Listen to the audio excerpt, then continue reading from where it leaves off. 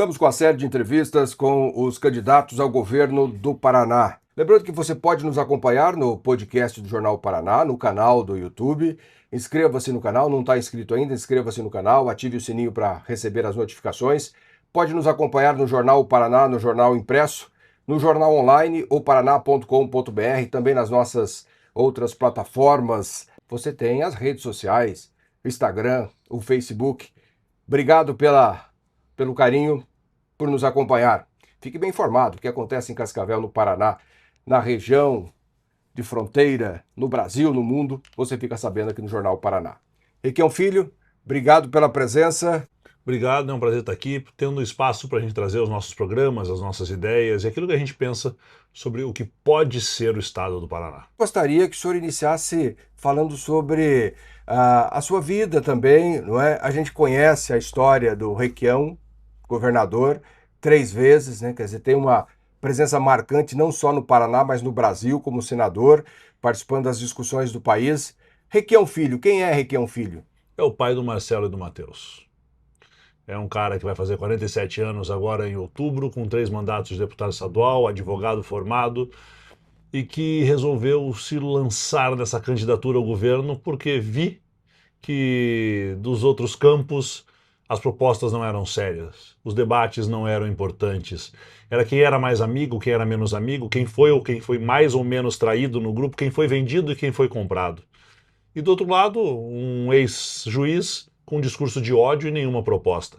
Então eu entro no jogo para trazer propostas para o nosso Paraná, para trazer soluções para problemas e espero, e assim tem sido, ter o reconhecimento do povo do Paraná nesse momento onde o Paraná precisa tanto discutir o que há de errado e discutir soluções. E o que motivou o senhor a ingressar na vida pública? Influência do pai? Começou já cedo? Quando menininho tinha esse desejo? Não. Eu acompanhei meu pai a vida toda, sempre fiz política, sempre fiz campanha, sempre estive junto, mas eu tinha certeza que não seria político. Fui tentar a vida, fui abrir meu escritório de advocacia, fui criar minha família, mas o dever e a missão de tentar ter na política algo diferente do que a negociata de gabinete, do que a venda de apoio, do que projetos que só são votados por interesses financeiros, isso me motivou a entrar na política, porque eu via que dava para fazer diferente, que podia fazer diferente, que precisava ser diferente. Então eu entro na política para poder mudar essa realidade que a gente paranaense acha que tem que ser mudada, né? Porque todo mundo fala, mas ninguém quer admitir, né? Ninguém admite assim, ó. A política do Paraná precisa ser mais limpa, a política do Paraná precisa ser mais transparente, a política do Paraná precisa ser uma política que atenda à população paranaense, não os interesses econômicos. Eu digo isso com todas as letras. Teve incentivo também do seu pai? Nenhum. Ele não disse assim, filho, eu quero que você seja político Muito também. pelo contrário. Não? Não, muito pelo contrário. Quando eu me lanço deputado estadual, ele fala, não, mas como é que você vai ser deputado estadual? Esses caras me ajudam, você vai disputar espaço com eles. Eu falei, justamente isso, eu vou disputar espaço com eles. Porque eles não te ajudam não, tem um bando aí que tá só se aproveitando. E a família? A tua mãe, irmãos? Minha mãe sempre me deu 100% do apoio. A minha irmã falou assim, você tem certeza, cara? Eu falei, tenho, vamos fazer porque a gente pode fazer diferente, pode fazer melhor. E aí, depois de deputado, por 3 mandatos, é isso? 3 mandatos. Fechando agora, 3 mandatos, são 12 anos. E agora, caminha para chegar ao Palácio Iguaçu. A gente acompanhou todo aquele período, o senhor já fez, já descreveu e tem falado, inclusive, nas entrevistas, né? Os outros, os concorrentes, os adversários políticos. Houve sempre uma convicção, uma certeza de que teria candidatura, o PDT, com essa... Entrei no PDT com a promessa de que eu poderia montar um plano de governo, uma plataforma de governo, propostas para o Paraná e que eu seria candidato a governador. Não tinha plano B. Entrei para fazer isso, faria sozinho, eu e o PDT somente. Mas a nossa proposta, modéstia à parte, tá tão boa, tá tão bem construída, tá tão, assim, apaixonante, que nós temos hoje 8 partidos juntos acreditando nessa proposta de Paraná. O senhor e o teu pai foram para o PT, não é? Depois saíram. Estavam desconfortáveis lá? Veja, eu tenho críticas ao Lula, tenho críticas ao governo federal. E lá dentro essas críticas não eram bem-vindas. Então a gente teve algumas divergências e eu falei, beleza, eu toco o meu lado, eu não mudo o meu discurso para agradar ninguém, nem mesmo o presidente que eu apoio hoje.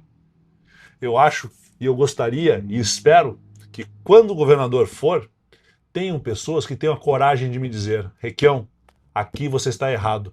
Quem vive rodeado de puxa-saco não evolui. É preciso ter pessoas que te puxem a orelha, que te digam, olha, volta aqui, pé no chão, vamos junto, isso aqui está errado.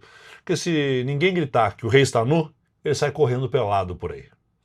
E aí vai para o PDT e projetando já essa candidatura ao governo do estado, o PT já sinalizou, estarei junto. Viram o nosso projeto, viram o nosso trabalho, conhecem o meu trabalho, sabem quem eu sou. Falaram assim, escuta, podemos construir junto? Eu falei, ó, esse aqui é o nosso programa. Tem algumas coisas aqui das quais a gente não abre mão. Vocês topam vir com isso aqui? Topamos. Falei, maravilha, vamos junto, vamos construir um Paraná e devolver ele de volta ao paranaense. Com um histórico positivo do teu pai, com 3 mandatos, afinal de contas ninguém chega a 3 mandatos À toa. não é?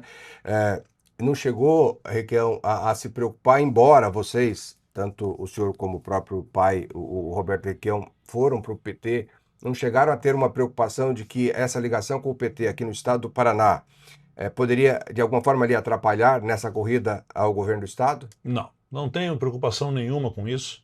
O PT hoje, o presidente Lula é a melhor opção nesta eleição, sem nenhuma dúvida. Isso para mim é muito claro. E mesmo se tivesse um peso, eu não escondo quem eu sou. Eu não escondo por onde eu passei. Eu não mudo meu discurso para agradar ninguém. Eu não mudo de ideia se eu não for convencido de que eu estava errado.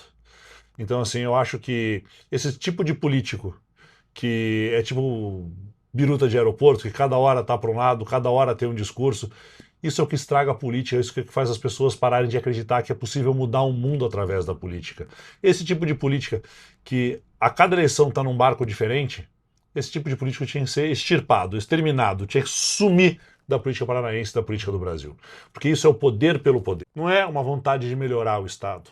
Não é uma ideologia num projeto, a crença em alguma coisa. É o poder pelo poder. Fala o que tiver que falar para quem ele tiver que falar. Não tem nenhuma capacidade de defender uma ideia e de acreditar e de defender o que ele acredita. Então ele finge acreditar no discurso da moda. Mas o senhor não é do extremo, nem esquerda nem Não sou de direita. extremos. De alguma forma Eu é do fui meio. criado. Vocês conhecem o Roberto Requião. Eu não sou de extrema nada, mas eu tenho lado e o meu lado é muito claro. O meu lado é o lado do povo paranaense, da educação pública, da saúde pública, é o lado de quem cuida do pequeno agricultor, de quem cuida do microempresário, de quem baixa impostos e troca impostos por emprego, de quem cria linhas de acesso ao crédito, de quem fez o leite das crianças. Esse é o nosso lado. Então, não é uma questão de extremismos. Eu acho que o extremismo é ruim para qualquer um dos lados. É uma questão de ter o lado, e o meu lado é o lado do povo. E hoje, como é que o senhor vê essas candidaturas ao governo do Paraná? O senhor se coloca como alguém do lado do povo, embora esteja do lado da esquerda, mas não da esquerda extremista, né? Já deixou claro isso, porque tem também o lado que vai ali para o extremo. Deixa a esquerda extremista lá para o PCO. E aí tem a direita que também tem um lado extremista. Mas a direita, veja, ao contrário, eu digo para vocês, eu sou esquerda, centro-esquerda, estou aqui bem pensadinho, defendendo tudo que eu defendo e nunca mudei minha vida. Os que se dizem hoje de direita, se dizem de extrema direita. E diz isso com orgulho ainda. Antivacina, terra plana. Meu Deus do céu. Como é que você pode ter orgulho disso? Sandro Alex foi lá e disse, o candidato da direita aqui sou eu. Peraí, amigo, vamos discutir Paraná, vamos discutir o que muda a vida das pessoas. Eles buscam essa polarização boba porque eles acham que com isso eles podem desviar o foco das pessoas daquilo que importa. O Sandro Alex não é de direita. O Sandro Alex representa o aumento da conta de luz e a venda da Copel. O Sandro Alex significa o aumento da conta de água da Sanepar e a queda na qualidade do serviço. O Sandro Alex significa e representa o pedágio de volta no Paraná. O Sandro Alex é responsável pelo abandono do oeste do Paraná. O Sandro Alex é o cara responsável por entregar obras do governo federal como se fossem do governo estadual. Eles não são nem de direita e de esquerda, eles são oportunistas. E nesse momento, eles acham que é bonito e dá mais voto no Paraná se declarar de direita. O candidato dele, do partido dele, não é nem o Flávio Bolsonaro, é o Caiado, lá do Goiás, que não é conhecido aqui. Daí ele esquece que o partido dele tem candidato a presidente. O Sandorex esquece que o partido dele e o partido do vice dele tem 6 ministérios. 6 ministérios dentro do governo Lula. Então, a preocupação deles não é ser de esquerda ou de direita, é falar alguma coisa, mentir de alguma maneira para conseguir atender aquele público naquele momento. Eu não. Eu tenho lado, eu não mudo meu discurso, eu não mudo de partido como quem muda de camisa, né? Mas tem a regionalização, de alguma forma se respeita, né? O próprio Ratinho, se colocando como de direita, iria disputar a presidência da República, com o partido dividido, em determinada parte do país, o partido com Lula, né? Que E aquilo engraçado, foi né? falado. Que ele desistiu assim, né? O que o senhor acha que aconteceu? Ah, você vai ter que perguntar para ele. Um dia ele explica qual foi o telefonema que ele recebeu que fez ele desistir. Mas quando o senhor faz algumas observações das entrevistas, quando questionado, o senhor dá a entender que o senhor saberia o que estaria, ou que teria acontecido? Só ele sabe, meu amigo. Só ele sabe, Zé Roberto. O que disseram para ele naquele telefonema, só ele sabe. Agora, como que o senhor, Ele é quem ligou para ele, né? o senhor visualiza, dentro de uma leitura, por exemplo, o governador com mais de 80% de aprovação, ele E até o não. candidato dele ele- teve que comprar 9 partidos, fazer um cara desistir para chegar nos 18. A aprovação do Ratinho, ela é uma aprovação de regular. Como é que tá o governo? Tá bom. Não é um cara, esse é meu governador. Não viu o escândalo de corrupção, não viu porque a maioria da imprensa é do pai dele. Ou está recebendo dinheiro do governo, ou tem contrato com a Copel e com a Sanepar, ou com a Assembleia Legislativa, daí não bota no ar o escândalo. Não viu o escândalo porque das 33 denúncias que eu fiz, a maioria está lá até hoje engavetada no Ministério Público, sem dar sequência. Porque o Ministério Público consegue tudo o que quer com a Assembleia e com o governo. E é cargo extra, é cargo comissionado. Tem mais estagiário e comissionado no Ministério Público que promotor hoje. Se fosse um prefeito numa cidade pequena do interior, o Ministério Público estava botando o cara no pau.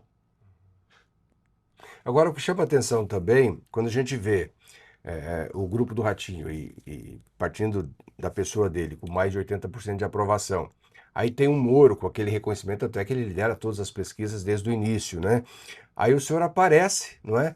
Claro que tem a barca Requião, que é muito forte. Autenticidade. Aí o senhor fica em segundo o tempo todo. Agora, algumas pesquisas estão jogando o senhor em terceiro lugar. Não, só me jogam para terceiro lugar as pesquisas do IRG, que é contratado pelo Palácio Iguaçu com um rio de dinheiro.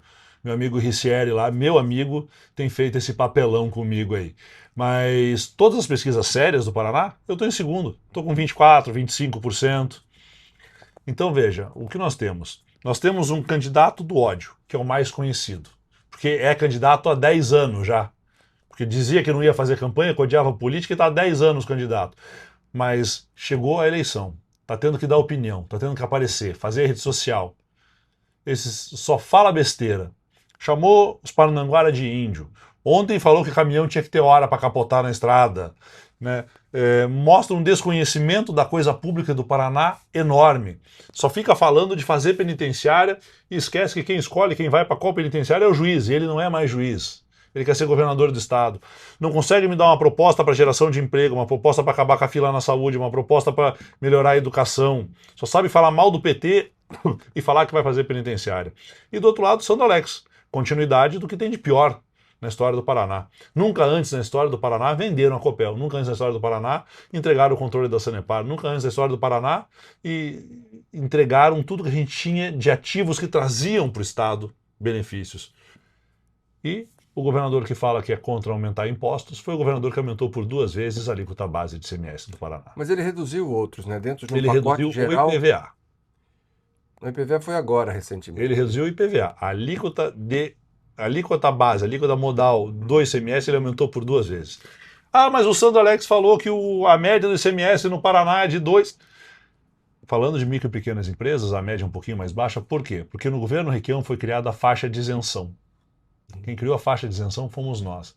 Agora, o ICMS no Paraná é o segundo mais alto do Brasil. O custo de vida do Paraná é o segundo mais alto do Brasil. Por quê? Porque o Ratinho aumentou o ICMS, porque o Ratinho aumentou a conta de luz, porque o Ratinho aumentou a conta de água, porque o Ratinho trouxe o pedágio é frete, é logística, pega tudo. Mas o teu pai esteve no período do pedágio e até o pessoal hoje em dia E ainda nós questiona. entramos com E 500 não ações, conseguiram resolver. entramos com centenas de ações contra o pedágio. O governo que nos sucedeu desistiu das ações. Todos os aumentos que foram dados no pedágio, o pedágio conseguiu através do Ministério Público do Paraná e da Justiça, nós não demos nenhum, e nós pelo menos tentamos derrubar o pedágio. Fizemos de tudo a nossa mão para derrubar o pedágio. Não conseguimos, mas aí o pedágio encerrou, acabou o contrato.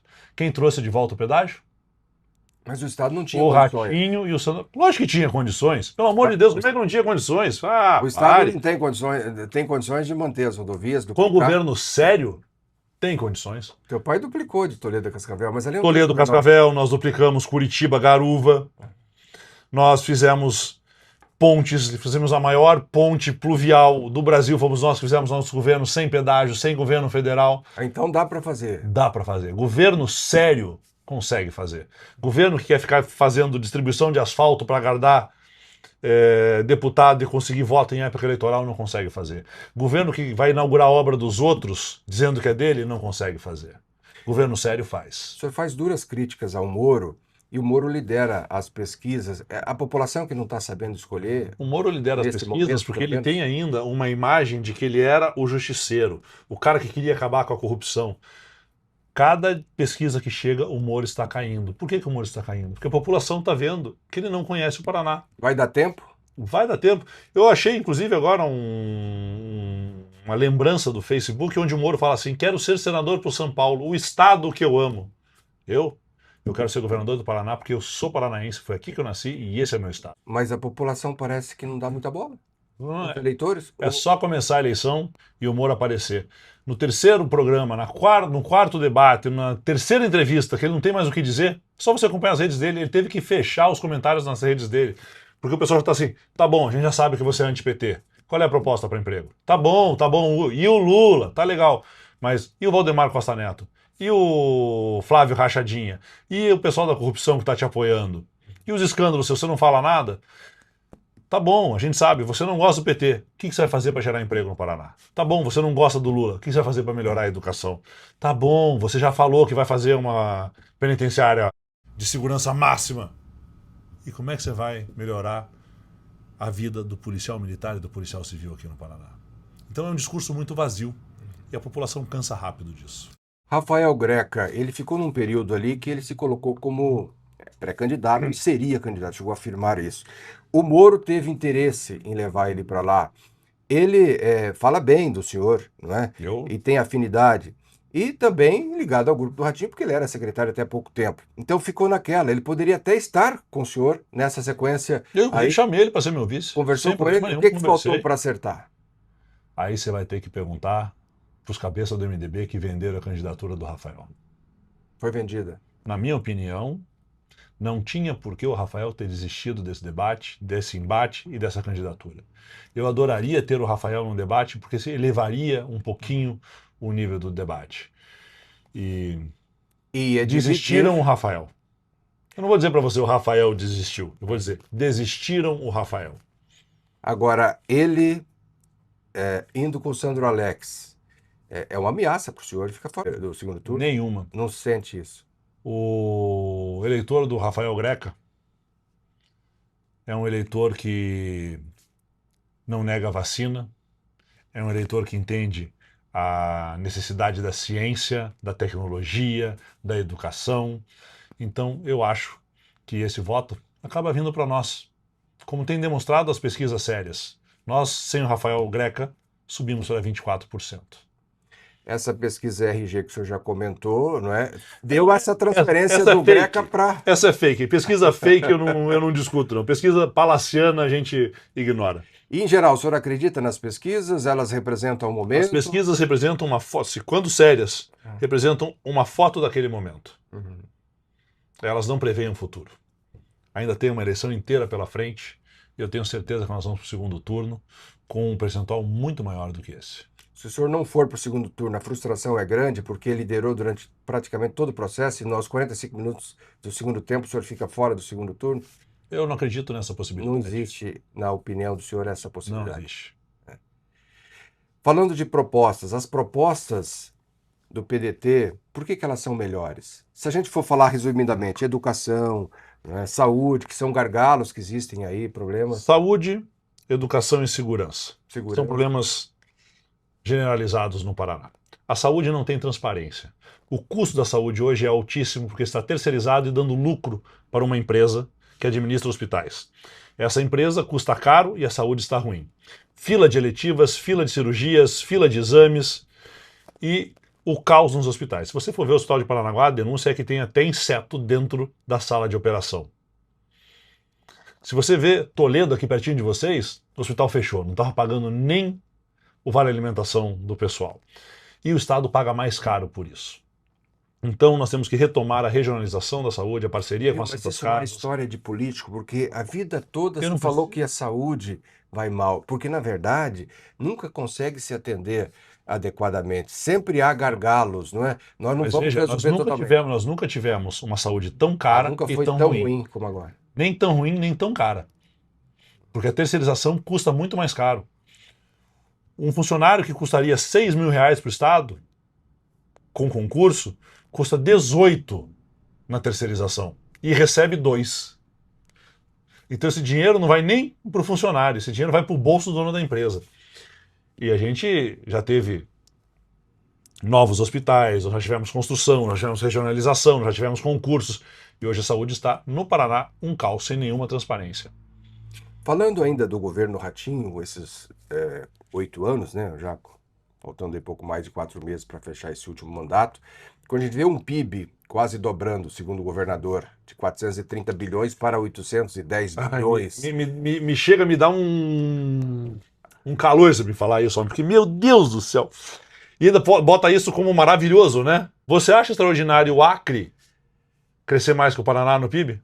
Mas aí tem um detalhe que a gente precisa explicar para as pessoas que nos acompanham, você acha os cálculos que são feitos, não é? Funciona como acontece... Funciona mais ou menos assim. Você vende tomate, correto? O tomate hoje está R$10 a dúzia. Você vendeu 10 dúzias, R$100. Amanhã você vai vender tomate, ele está R$20 a dúzia. Você vendeu 10 dúzias, você vendeu R$200. Você dobrou o seu faturamento? Foi dentro da média nacional. Um pouquinho acima da média nacional. Dentro da média nacional, abaixo do Acre, abaixo do Ceará. Tem pelo menos de 8 a 10 estados que cresceram mais que a gente. E os caras vêm comemorar média? Pelo amor de Deus, é para querer enganar você que está nos assistindo. Não dá para ser assim, tem que trabalhar com a verdade. É que tem umas variáveis aí, precisa realmente fazer o cálculo, né? Não representa. Pode fazer o cálculo que você quiser, o Paraná não foi o estado que mais cresceu no Brasil. É isso que eu te falei. Se você vende o tomate 10 dúzias a R$100, no outro dia você vende 10 dúzias a R$200 porque o tomate aumentou o preço, o seu lucro não dobrou. E você vê que esse dado é falacioso, é uma massagem nos dados para querer enganar a população. E como mostrar para a população que não é bem assim, além de uma fala como essa? Convidando a população a acompanhar mais de perto o nosso trabalho, @RequiãoFilho. Acompanha lá que vocês vão ver, a gente desmente tudo que eles falam. Inclusive as obras que eles inauguram do pedágio, como se fossem obras deles. As obras que eles dizem que foram deles e foram do governo federal e de Itaipu. Então assim, eu teria vergonha de fazer isso. Se tiver alguma obra do governo Ratinho que esteja perto da compleição, eu me eleito governador, eu chamo o Juninho para ir lá inaugurar comigo. De César o que é, a César o que é de César. Chama mesmo? Porque geralmente o governador, Juninho, vem cá. Que vai Imagina que evento inaugurar uma obra que realmente seja do governador. Estamos conversando com o Requião Filho, ele que é candidato ao governo do Paraná pelo PDT. Estamos com a série de entrevistas, abrindo espaço para todos os candidatos. Assim que passarem por Cascavel, estarão visitando o nosso estúdio, aqui o podcast do Jornal Paraná. Agora, candidato, a gente observa que o governador Ratinho, quando eu falava sobre a popularidade dele, sobre a aprovação de 80%, o senhor falou sobre obras. Muitos recursos têm sido encaminhados para as mais diversas regiões. Cascavel, por exemplo, anúncio de asfalto, tantos milhões. Anúncio, convênios. A trincheira vai ser feita, a trincheira do Cascavel Velho. O senhor conhece a trincheira do Cascavel Velho? Ela está feita. Deixa eu te perguntar, ela está feita? O dinheiro já foi... Já chegou o dinheiro? Diz que o dinheiro está disponível e a obra está sendo iniciada. Então não chegou, não dá para dizer que O senhor acha que investiu. pode não acontecer ainda? Pode não acontecer. Eu acho isso, os caras falam assim, nós vamos investir 500 milhões em Cascavel. Aí você vai ver, é um planejamento de obras que pode não acontecer nos próximos 35 anos e 90% delas são obras do pedágio. Isso não é investimento, isso é mentira, isso é enganação. Me mostra o que eles realmente investiram, o que realmente chegou, o que realmente foi feito, o que foi empenhado com o governo do estado, que não seja do governo federal e de Itaipu. O hospital que vai ser construído aqui. Vai ser construído, pode ser. Ele tá de pé? E se o senhor ganha a eleição e esses recursos ou esses investimentos, Investimentos e regionalização o de senhor vai saúde, manter? nós vamos manter. Não é uma desconstrução de governo. O que eu não quero é deixa como está para ver como é que fica. Eu quero pensar o futuro, eu quero pensar o amanhã. Então, o que é bom será mantido. O que está quebrado será consertado. E o que é ruim será denunciado e extirpado, exterminado do governo. O que está bom hoje que o senhor destacaria como positivo no governo Ratinho? A comunicação, maravilhosa. O senhor ia manter, então, a comunicação A comunicação deles, eu tendo a querer manter esse secretário, que rapaz, o cara é bom. Conseguiu enganar meio mundo durante tanto tempo. Não, mas aí o senhor vai ter alguém para enganar também dentro do seu Não, governo? mas aí imagina você juntar alguém que faz bem comunicação com alguém que faz bem o trabalho. Ah, daí ele vai falar bastante, mas vai falar a verdade. Vai falar a verdade. Ah, entendi. Agora, o senhor não teme realmente ficar fora do segundo turno? Não temo. Tenho certeza que nós temos a melhor proposta, que nós temos a proposta mais consolidada, que somos quem mais conhece o Paraná, somos quem mais conversa com o paranaense. Tanto que aqui em Cascavel, hoje, a SIC Codesc, almoço com lideranças e converso com todo mundo, do sindicato ao prefeito, do chão de fábrica ao dono da fábrica, do professor ao policial. Aqui não tem frescura, é olho no olho, conversa reta, papo franco. A conversa de fato foi boa? Ela foi a portas fechadas? Foi Portas aberta? abertas na Codesc e na SIC para responder perguntas, para receber o plano de desenvolvimento regional deles, 2 planos diferentes, mas muito interessantes, muito bem montados, com propostas boas. Não preciso concordar 100% com o plano, mas estar presente, estar conversando, estar escutando quem realmente vive a ponta, para nós é essencial. Nós queremos o desenvolvimento regionalizado do Paraná. Então a gente tem que saber o que a região espera de nós, qual é a aptidão desta região. Não adianta eu querer ir lá de Curitiba inventar uma aptidão nova. Né? Não adianta querer fazer iogurte se não tem leite. Né? Aqui a conversa é franca e o papo é reto. As lideranças empresariais, e muitos já estiveram aqui, Requião, nesse estúdio aqui, eles são taxativos, eles são de direita. Fala de esquerda, fala de Lula, eles ficam apavorados. Ficam, né? Mas daí quando eu Aí falo... quando o senhor chega lá, eles não... Como é que é a conversa? Porque ou é alguma coisa protocolar, entrega-se, olha, o que nós queremos é isso. Explica como é que a SIC ficaria braba com o Requião Filho? Se ela é a Associação Comercial de Cascavel, onde a maioria dos seus sócios são pequenos e microempresários, e o Requião Filho que chega lá e fala assim, eu vou zerar o imposto de micro e pequena empresa. Porque quem criou a faixa de isenção foi o Requião. E eu acho que faixa de isenção nesse momento é pouco. Eu quero imposto zero para micro e pequena empresa até que a reforma tributária seja implementada. Quero dar esse fôlego para vocês. Nós, de esquerda, queremos baixar a tarifa de água e a tarifa de luz. Para você, empresário, não está sofrendo tanto com o custo Paraná. Aí você vira para o cara do agro e fala assim, nós, de esquerda, queremos criar uma linha de crédito para você ter acesso a dinheiro barato. Para você ter um programa como o Trator Solidário, que mecanizou o agro do Paraná, e dessa vez nós queremos ampliar esse programa para outros insumos e outros implementos, porque só o trator não resolve e o trator já está aí.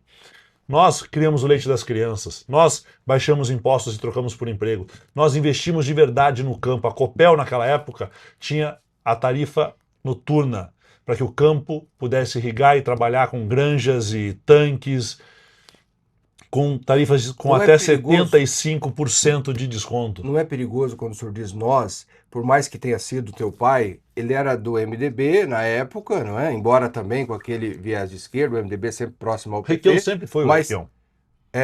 Mas falar nós não tem problema. Não tem problema, porque somos nós. Porque foi teu pai. Foi meu pai. Uhum. A E é um população vai orgulho, entender essa vai mensagem. entender, é um orgulho danado que eu tenho do meu pai. E o É o senhor leite daria- das crianças, é o fundo de aval, é o panela cheia, é a criação de hospitais regionais, é o investimento do Fera Consciente, era de verdade o melhor ensino do Brasil. Hoje é o primeiro Unideb e é o 20º na redação. A hora que o aluno está lá sozinho, que não tem a chefe de núcleo mudando nota, dando presença, que é o aluno o texto que ele tem que ler, interpretar, concatenar aquela ideia e fazer uma redação com começo, meio e fim, nós estamos em 20º. Eu só vou comemorar a educação em primeiro lugar quando a gente chegar em primeiro lugar na redação. A educação do Paraná não é a melhor do Brasil? Não. Os números são maquiados, existem denúncias sobre isso, é uma fraude. A educação do Paraná não é a pior, mas ela pode e vai melhorar muito, porque nós vamos investir naquilo que importa dentro da escola, que não é um tablet, que não é na propaganda, é no educador. E digo educador porque do portão da escola para dentro, o porteiro, a porteira, que abre aquele portão e dá bom dia para aquela criança, ela é uma educadora. O professor, o administrativo, o pedagogo, o diretor, são todos educadores. E nós vamos retomar a formação continuada dos professores e vamos ampliar para todos os educadores. Vamos respeitar e tratar com dignidade o educador. Esse governo trata professor na bota, tratando mal. Nós vamos reconhecer e dizer, é você que está cuidando do futuro da próxima geração. Você terá respeito e dignidade. Vamos devolver a alegria para a sala de aula. E aí, sem precisar maquiar nenhum número, nós seremos a melhor educação do Brasil de verdade. Agora, os professores sempre reclamaram. É evidente que tem que dar atenção aos E vão professores. sempre reclamar. Se o senhor for governador, eles vão bater panela lá no palácio.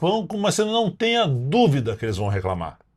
Mas, da nossa parte, terão respeito, tratamento e reconhecimento. O senhor acha que dá para melhorar a educação, Dá dá para para melhorar a melhorar saúde? investindo no educador, dá para melhorar a saúde investindo nas pessoas da área da saúde, dá para melhorar a segurança investindo nos policiais e nos agentes civis e penitenciários. Quando o Tem que senhor investir assumir, em pessoas. caso seja eleito, o senhor reduz o ICMS, o senhor volta com aquela alíquota menor? ICMS zero para pequenas e microempresas. O IPVA, o senhor vai manter? Mantém. Não Já vai, tá aí. não vai tem subir. por que subir. O IPVA, o erro de baixar o IPVA foi que o IPVA foi baixado sem avisar os prefeitos, sem estarem prontos para isso. Isso diminui a arrecadação dos municípios. Então se baixou o IPVA e automaticamente se subiu o IPTU. Então o dinheiro não ficou no bolso do povo paranaense, ele só mudou de imposto. Então assim, agora já está baixo, as prefeituras já subiram o IPTU, já está equilibrado isso. Mas é que foi um ato de propaganda, não foi um ato tributário pensado para melhorar a vida do povo.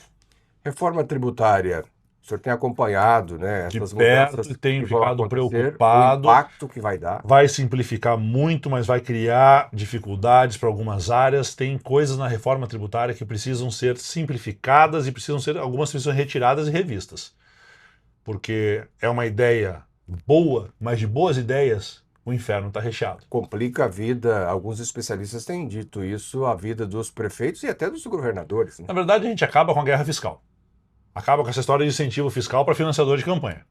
Mas, ao mesmo tempo, dificulta para um governador trazer isenção fiscal para indústrias e empresas que se coloquem em áreas de menor desenvolvimento IDH, onde tenha uma necessidade para criar mais emprego. Porque é isso, para isso que servia a isenção fiscal. Não para como ela funciona hoje, para os amigos do rei. Mas era assim, ó, temos que criar mais emprego, mais indústria lá naquela região. Quem for para aquela região paga menos imposto. Isso não vai ter mais. Então, assim, vai acabar com os favores para os amigos do rei, mas vai criar essa dificuldade. Então, como é que a gente pode, como Estado, atrair indústria? Energia barata, logística boa, precisa ter estrada, precisa ter ferrovia, precisa ter energia barata, precisa ter água, precisa ter mão de obra qualificada. Estava conversando agora, nesse almoço que eu estava, com um advogado, falou assim, Requião, pensa bem em preparação e qualificação de mão de obra de jovens adultos. Não só de ensino técnico no ensino médio, mas jovens adultos que estão desqualificados para cargos e vagas do mercado de trabalho. Olha só que interessante. Pode ser via Senai, pode ser via ITFPR, pode ser via UFPR, mas cursos profissionalizantes para preparação de mão de obra, qualificação de mão de obra, é algo que a gente não tinha pensado ainda. E olha como é sempre bom estar conversando com as pessoas, sempre aprendendo alguma coisa nova. O senhor acha que quando a gente visualiza a possibilidade do Moro ser o governador, alguns temem, o Lula vai ser reeleito porque está aí numa condição, imagina como que vai ser a relação com o Paraná. O Sandro até que tem uma boa relação, o governador sempre foi mais flexível, pelo menos o Ratinho, né? O Sandro, enfim, a gente vai esperar. Agora o senhor tem, evidentemente, sendo eleito governador, o trânsito vai ser muito livre, digamos assim, com o Palácio do Planalto, caso o Lula seja reeleito. O senhor vê essa possibilidade de estreitar ainda mais o Paraná com o Brasil, digamos assim? Veja, eu não espero tratamento diferenciado nenhum. Eu apoio hoje o Lula porque eu acho que ele é a melhor opção, não em troca de um apoio. Mas espero que o Paraná seja tratado pelo Lula e por todos os seus ministros nomeados com o devido respeito que esse Estado merece e nós iremos exigir. O senhor tem dúvida que se o Moro for o governador, a Veja, relação vai ficar estranha? eu vou te dar um exemplo de como isso... O Moro colocou o Lula na cadeia. Veja, eu vou te dar um exemplo como esses ditos direitinhas são complicados. Tá? Existia um pacto contra o feminicídio, envolvendo o governo federal, o Ministério Público, o Judiciário e todos os poderes. O Ratinho só assinou esse pacto depois que eu e a Gleisi fizemos um programa na internet denunciando que ele não tinha assinado. O governo federal dava de graça tornozeleira eletrônica para agressor, dava de graça tipo uma pulseira que avisa a vítima que o agressor está chegando perto dela, várias coisas para diminuir a violência contra a mulher e o número de feminicídios. Ele só assinou depois que a gente denunciou. Ele não quis assinar porque era do governo federal. Tem um programa do governo federal sobre juros da dívida que permite que o governo, ao invés de pagar os juros, pegue esse valor e invista em escolas, hospitais, invista no seu estado. O Ratinho não aderiu só porque era do Lula, que ia dar palanque para a esquerda. Isso não é esquerda, isso são vidas de mulheres, isso são investimentos em saúde, em educação, são vidas de pessoas. Isso não é uma questão de esquerda e direita, isso é uma questão de humanidade, de sensibilidade. Então, se o Ratinho já tinha esse problema, imagina o Moro. Agora, deixa eu lhe provocar mais uma vez, aqui eu digo é algo realmente muito franco, aberto. O senhor acha que esse modelo de esquerda funciona quando o governo federal gasta, nós temos esse desequilíbrio fiscal, uma insegurança tremenda, não é? O senhor acha que esse modelo não está ultrapassado? Então, deixa eu perguntar para você não acha que o modelo da direita, onde ele diz que economiza com a folha e quando esse copo custaria 5, ele paga 15, mas aqui na folha ele diz que diminuiu com o salário, mas aumentou o custeio em 3 vezes, é o mesmo dinheiro, ele só foi mal gasto, só que ficou bonito na propaganda. Você acha que esse modelo da dita direita que pega uma empresa como a Copel, que dava lucro para o estado do Paraná, empresa construída com dinheiro público, que dava dividendos e energia baixa, fomentava a nossa economia, ajudava o nosso agro, a nossa indústria, as nossas empresas a produzir mais e ter mais competitividade. Ele pega essa empresa que dá lucro, vende ela a preço de banana e depois a conta sobe. Veja, a Copel já distribuiu 6 bilhões de reais de dividendos. Sabe quanto que nós cobramos pela Copel, que o Estado recebeu? 3. Entendido. A Copel é um negócio impressionante. A Copel é caso de polícia, na minha opinião. Que o governador vai ter que... Você acha que Agora, a Petrobras, nós estamos falando do governo federal. Foi vendido As estatais, por exemplo, no governo de direita, davam lucro. A que custo tem lucro uma Petrobras? É igual a Copel. A Copel dá lucro agora. O lucro da Copel agora é maior do que era antes. A Copel distribuiu 6 bilhões de reais para os acionistas. Você do agro, você da indústria, tá bom para você ser acionista da Copel? Você perder a sua produção de peixe, a sua produção de frango, os acionistas da Copel ganhar dinheiro, tá bom para você? Você da indústria, ver a sua conta aumentar 50% para dar dinheiro para os acionistas, tá bom para você? Então veja. O senhor acha que o Estado não está muito grande, não tem que diminuir o tamanho do Estado? O Estado ele tem que ser necessário. Não é o Estado inchado nem o Estado mínimo. Não é privatizar tudo, mas também... Quem defende Estado mínimo geralmente é o tipo de canalha que quando vai abrir uma indústria pede para o governador isenção fiscal, pede para o prefeito que faça, que dê o terreno e pede para a Copel e para a Sanepar lhe fazer a estrutura para eles. Esse é o tipo de canalha que quer o Estado mínimo. Que ele quer o Estado mínimo para você, para a mãe que precisa de escola pública, para o pai que precisa de hospital público, para o policial que precisa de salário digno. Para esse povo é Estado mínimo, para ele é Estado máximo, que é só privilégio porque ele é amigo do rei. É essa a história do Estado mínimo. O Estado tem que ser o necessário. Nem o Estado inchado, sobrecarregado, gastando de forma irresponsável, mas um Estado que forneça para a população saúde, educação, segurança, lazer e moradia. Agora, o senhor defende um modelo diferente. Se não muito diferente, diferente desse. Muito que tá aí. diferente do Porque o senhor tem sido crítico, inclusive ao próprio governo Lula, né? O governo O senhor já Lula feito tem, algumas observações. sim. O teu pai fez, tanto é que ele rompeu ali. Veja, eu esperava mais firmeza do Lula contra as privatizações de empresas estratégicas, como a Petrobras, como a BR Distribuidora, como a Eletrobras. São empresas estratégicas que podem diminuir o custo do Brasil e aumentar e fomentar a nossa economia. Essas empresas privatizadas, elas aumentam o custo do Brasil. Elas pegam dinheiro daqui e mandam para fora. Lucro de empresa que tem monopólio, não significa sucesso econômico para o país, significa dinheiro indo embora e nosso custo ficando mais caro. A gasolina no Brasil ela é cara porque ela não segue o preço Brasil, ela seguia o preço internacional.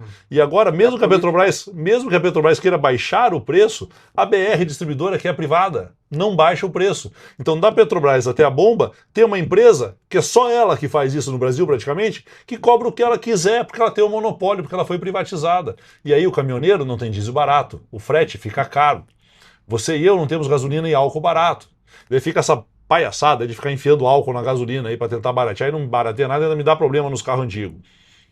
Então, assim, privatizar o shopping do aeroporto, pouco me importa. Os Correios, o que o senhor acha? Que só dá prejuízo, tem que tirar dinheiro para colocar? Quem é que vai entregar uma carta no Amazonas? Quem é que vai levar uma vacina lá no Rincão, lá em Uruguaiana? Só o Correio. Aí tem que pagar para isso. Só o Correio vai fazer isso. Se você deixar na mão dos privados, não vai dar lucro. Não entrega. Daí não entrega. Então o Correio é uma questão de logística, inclusive para épocas de guerra, é uma empresa estratégica. Agora, a parte boa, as agências boas do Correio, de São Paulo, de Curitiba, do Rio de Janeiro, de Belo Horizonte, tudo privatizado. O osso ficou para o governo. Aí é lógico que vai dar prejuízo. Mas a preocupação não é essa.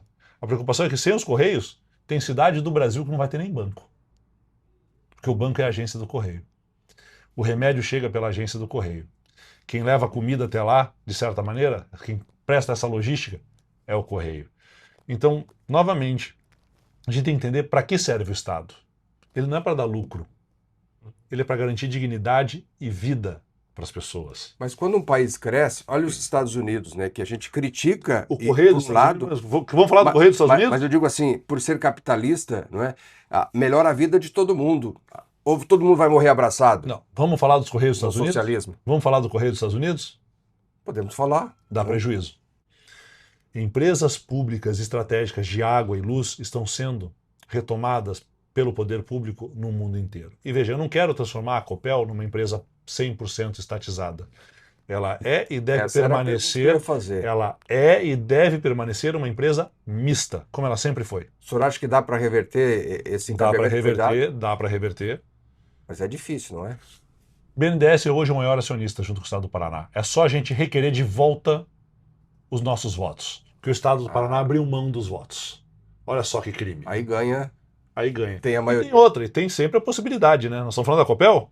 Já ouviu falar do Tanuri? Já ouviu falar do BTG? Já ouviu falar do Vorcaro? Já ouviu falar do Banco Master? Todos esses 4 bandidos ligados na venda da Copel. Mas isso está claro? Isso está cristalino. Eu ainda acho. Tá, mas ninguém fez nada? Se está tão claro assim, por que não aconteceu nada? As denúncias estão feitas. Vamos cobrar do Ministério Público e do Judiciário, da Polícia Federal? Por que isso não está acontecendo? Né? Vamos esperar lá ver se o Vorcaro bota a boca no trombone e conta o que aconteceu aqui no Paraná. A Polícia Federal é séria, né? Eu espero que seja. Tem uma parte que não é. A impressão que se tem sabe é qual que que é? quando Sabe há o que eu posso tantas falar? denúncias Mas pesadas assim sabe o que a gente pode falar e isso? não avança, são denúncias de período de campanha. Não, essas denúncias são feitas muito antes da campanha. São feitas lá na época da venda. Mas quando não se chega, quando a coisa não evolui, eu digo a isso gente para tem você. dúvida. Eu tenho dúvida, mas daí eu tenho dúvida da seriedade do promotor. Eu tenho dúvida da seriedade do delegado que está investigando. Porque alguns escândalos no Brasil são, assim, cristalinos e não vão para frente, em acordos políticos. Acordos que eu não faço, que eu não topo fazer. Quero trazer para vocês um projeto novo. Eu vou na imprensa, eu chamo a sociedade civil organizada e eu apresento o projeto. Eu quero esse projeto aqui, porque ele vai melhorar A, B, C e D. Para ele acontecer vai ter que ter A, B, C e D. E eu acredito que esse projeto é muito bom, estou mandando ele para a Assembleia para ele ser discutido com 54 deputados. O deputado que fala assim, eu não vou votar, só voto se me liberar uma indicação de cargo. Eu vou na imprensa, na sociedade civil organizada, e digo assim, o projeto está lá para fazer isso. O deputado X, o deputado Y, o deputado Z disseram que não vão votar. Eu quero que eles venham aqui e expliquem para vocês por que o projeto é ruim, onde o projeto pode melhorar e se pode melhorar, como melhorar. Aí se ele quiser votar contra, ou se ele quiser me convencer que o projeto é ruim, eu retiro o projeto. Agora, se ele for contra, vai ter que explicar o porquê. Eu não vou comprar apoio. Mas quem for contra Mas vai o ter que furo é explicar o muito porquê. mais embaixo, é a questão de grupo. Quem ganhou a eleição? Requião Filho. O grupo que perdeu vai encontrar todas as narrativas possíveis para mostrar que aquilo é diferente. É uma luta. Senta na mesa A comigo. Assembleia mesmo. Se não tiver a maioria na Senta na Assembleia, mesa comigo e debate e explica por que vai votar contra o interesse público. Eu não me importo e faço isso hoje, como líder da oposição quando fui, e fiz isso e faço hoje. Eu sento e discuto. Você não concorda comigo? Me explica por quê. Eu não concordo com você, senta aqui que eu vou te explicar o porquê. Isso é conversa, isso é democracia. ganha a eleição, conversa com os deputados, Conversa com eleitos e todo reeleitos. mundo, com todos os deputados eleitos, conversa com todos os prefeitos e vamos construir o que é bom permanece, o que é ruim a gente troca. E se tiver projeto, eu quero que o projeto seja debatido. Hoje na Assembleia tudo vem em regime de urgência. Nós entregamos as estradas do Paraná para o pedágio em 3 dias de sessão. Eu convenço o deputado, mas não convenço o voto. Porque ele tem medo de perseguição. Porque ele tem medo de não conseguir manter o que ele tem no governo. E eu não prefiro não trabalhar assim. Eu entrei na política para mudar esse jogo. Eu quero fazer diferente. Se o senhor for governador, o senhor vai colocar lá uma auditoria, vai fazer algum Com levantamento? certeza. Com certeza. Tudo que tem indício de corrupção, nós vamos passar a limpo. Agora, eu não vou fazer caça às bruxas. Eu não vou sair perseguindo o ratinho, o tio, a tia, a avó, o primo, essas coisas, sair perseguindo família. Não, perseguindo o secretário, não. Tem indício de corrupção nesse contrato, nessa licitação aqui? Vamos levantar e fazer uma denúncia. Tornamos a denúncia pública e mandamos para o Ministério Público. E daí é problema do Ministério Público e da Justiça. Não vou perder tempo de governo correndo atrás deles. Eu quero pensar para frente, eu olho para frente. Eu quero um Paraná para daqui a 50 anos. Se eles roubaram, se eles fizeram trambique, se eles são corruptos, é problema deles, com a consciência deles, com a polícia e com o judiciário. Eu vou cuidar do Paraná, das pessoas e implementar projetos. Se o senhor for para o segundo turno com o Moro, muita gente que vota no grupo do Ratinho ou vota no Sandro, há uma tendência, segundo alguns especialistas, que esses votariam no senhor. O senhor tem essa convicção? Tenho essa convicção e aceito esse voto. E Com muito orgulho. se o senhor não vai para o segundo turno, o senhor entende que os eleitores do senhor e propriamente o senhor apoiaria o Sandro Alex ou apoiaria o Moro? Ou ficaria neutro? Neutro eu jamais seria.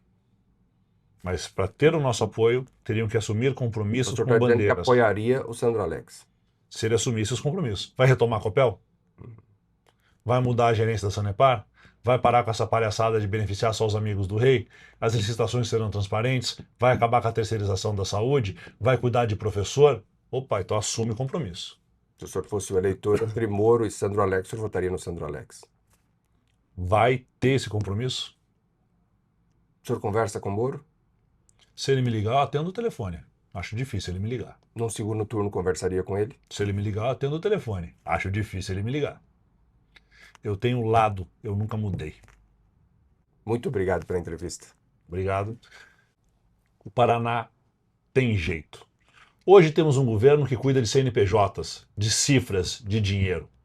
Eu acredito que o Paraná e qualquer estado deva cuidar da sua população, das pessoas. Investir em saúde não é dar dinheiro para empresas privadas, é salvar vidas de paranaense com saúde pública gratuita e de qualidade. Investir em educação não é comprar tablet, é investir na formação dos educadores e essa formação tem que ser continuada e a alegria deve imperar na sala de aula. Investir em segurança não é comprar caminhonete cara, é dar condições de trabalho e dignidade aos agentes da Força de Segurança. É possível fazer diferente e eu acredito que esse Paraná diferente é o Paraná que nós merecemos. Um Paraná que volte a cuidar daquilo que realmente importa, as pessoas. Nós vamos fazer sim, muitas obras. Vamos sim, erguer prédios, mas todo esse concreto terá alma e a alma é o povo do Paraná. Conversamos com o Requião Filho nessa série de entrevistas com os candidatos ao governo do Paraná. Requião Filho, que é do PDT. Você que nos acompanhou, muito obrigado pelo carinho da audiência. Lembrando que você acompanha as informações, as entrevistas no canal no YouTube do Jornal Paraná. Tem as informações no jornal impresso, no jornal online, oparaná.com.br, no jornal online, oparaná.com.br. Você confere informações de Cascavel, da região do Paraná e do Brasil.